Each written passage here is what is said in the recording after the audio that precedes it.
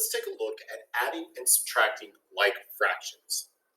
Like fractions are those fractions that already have a common denominator. So to add like fractions, we can add the numerators and then write the sum over that common denominator.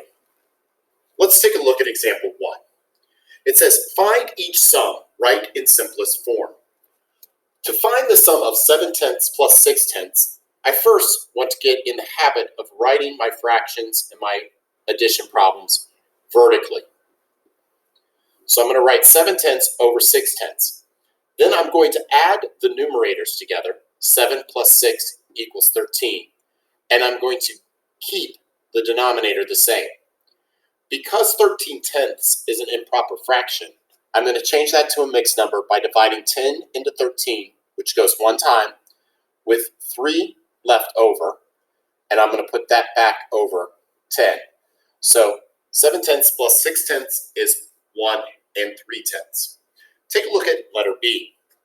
You can see here that we have 5 plus a negative 7/8. If you remember back to when we learned integers, a positive negative double sign will become a negative. So I'm going to get rid of this positive negative and make it a negative. And I'm going to rewrite this problem as 5/8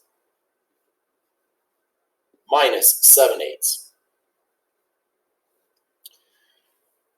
5/8 and 7/8 have different signs. So I'm going to be subtracting these two fractions. 7 minus 5 equals 2, which I will put back over 8.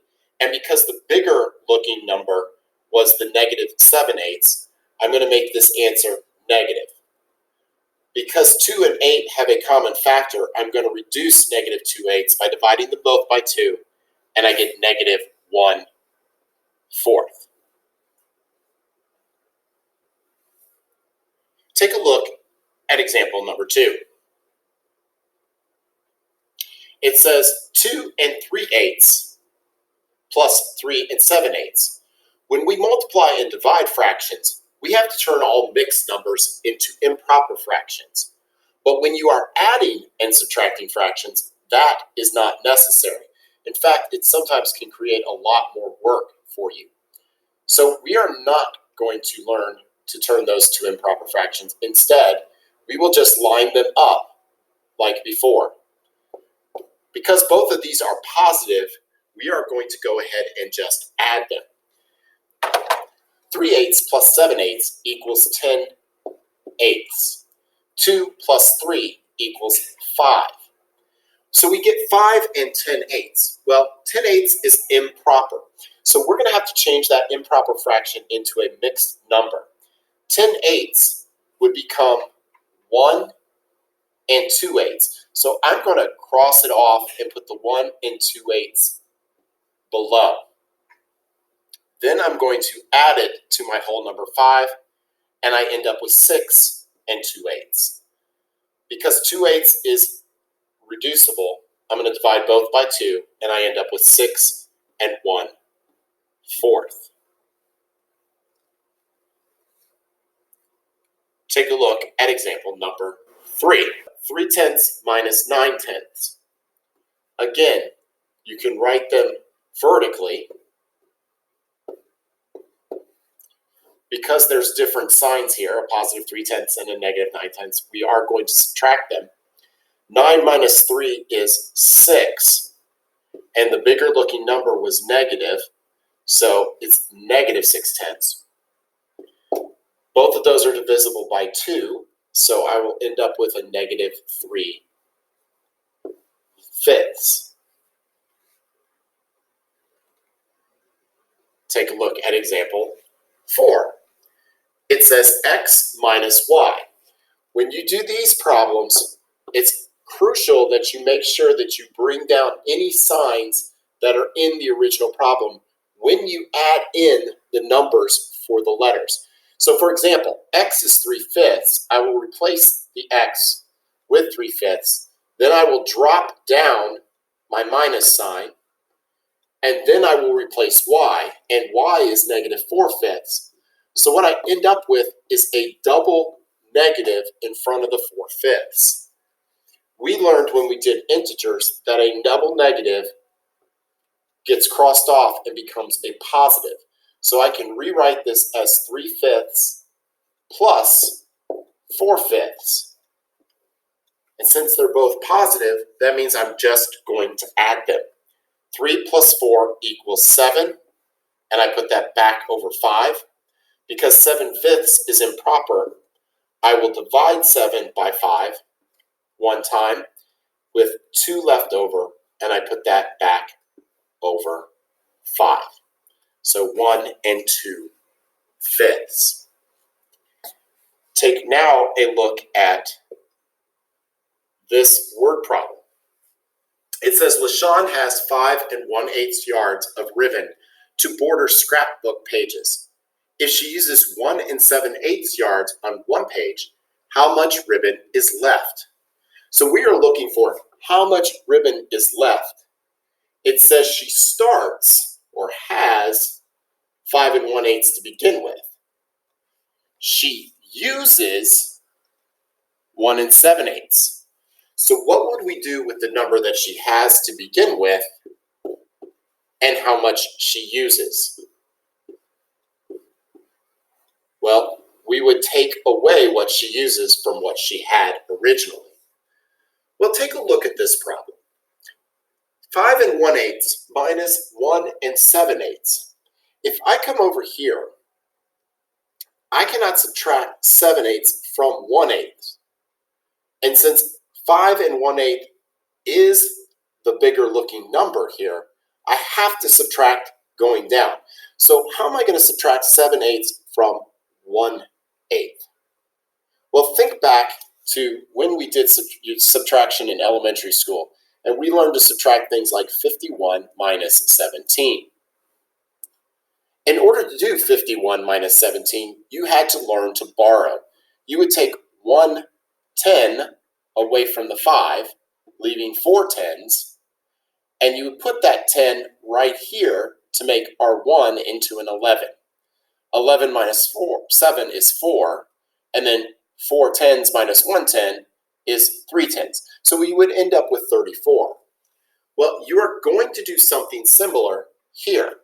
You are going to borrow from the 5, leaving 4. And literally, you borrowed 1 this time. Not like before when you were borrowing from the 5 over here on the right. You borrowed 10 from that because that 5 stood for 50. So here, when you borrow from this 5 on the left, you're actually borrowing 1 because 5 stands for 5 1s there. When you borrow that 1, what you're going to end up doing is you're going to end up adding that 1 to 1/8 in the form of a fraction. That fraction will be 8/8. 8/8 equals 1. And so when I add that to 1/8, because they have a common denominator, I end up with 4 9/8. So I'm going to erase this over here so that you can see that again. I borrowed 1 from the 5, leaving 4, and I added that 1 that I borrowed into 1/8 by making it a fraction equal to 1 with the same denominator as 1/8. So I get 4, and 1/8 plus 8/8 equals 9/8. Then I can drag over my negative 1 7/8, and I'm able to subtract. 9/8 minus 7/8 equals 2/8. 4 minus 1 equals 3. And I can simplify by dividing both by 2 and getting 3 1/4. So, after using 1 7/8 yards of fabric, there is 3 1/4 yards remaining.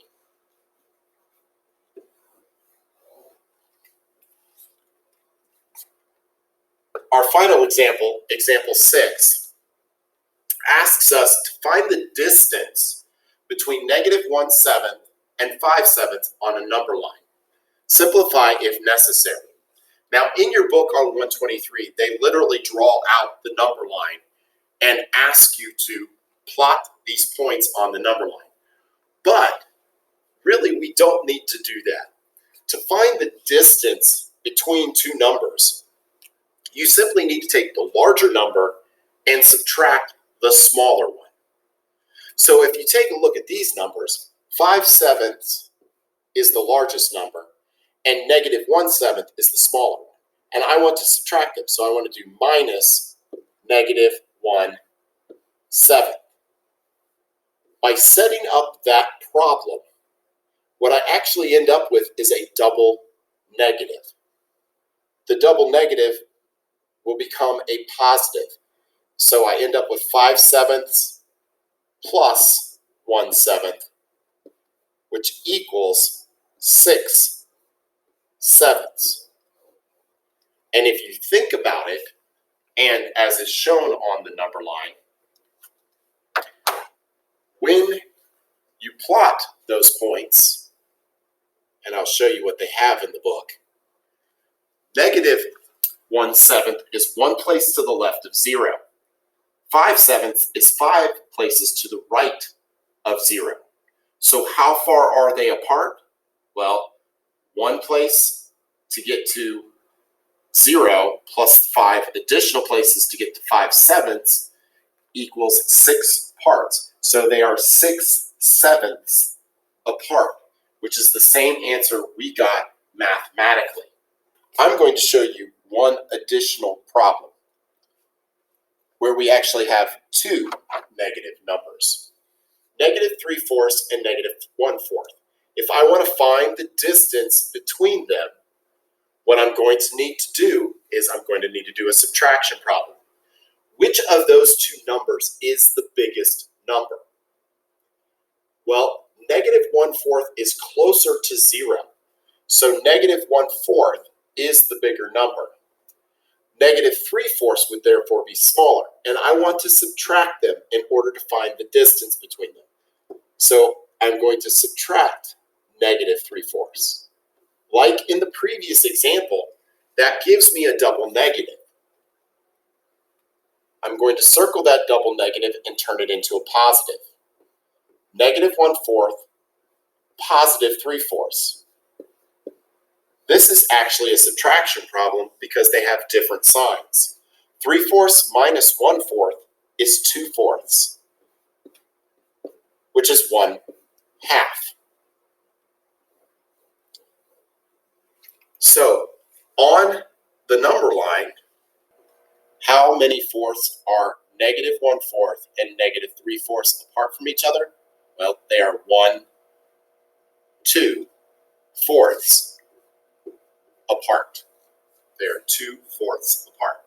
So you can see how this math that I'm showing you works to get the answer without having to draw that number line.